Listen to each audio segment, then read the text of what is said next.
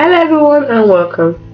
In this video I'm going to walk you through how to enter safe mode in Windows. From the sign in screen, hold down the shift key while clicking the power button.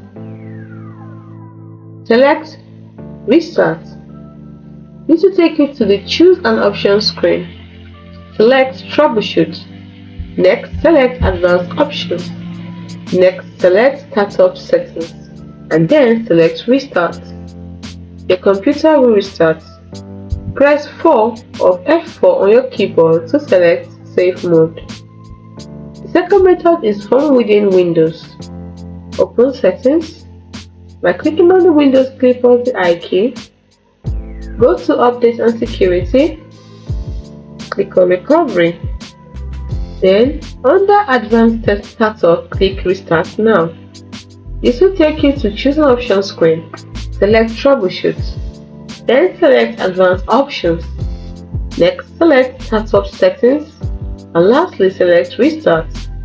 Press 4 or F4 on your keyboard to select Safe Mode. The Safe Mode with Networking. If you need internet access in Safe Mode, select 5 or F5 instead of 4 or F4. So if you select 4 or F4, you will not have internet access. But if you select 5 or F5 when selecting your Safe Mode option, you will have internet access. Safe Mode starts Windows with a minimal set of drivers and servers, and this can be helpful for troubleshooting issues, as it isolates potential conflicts and helps identify the root cause of problems.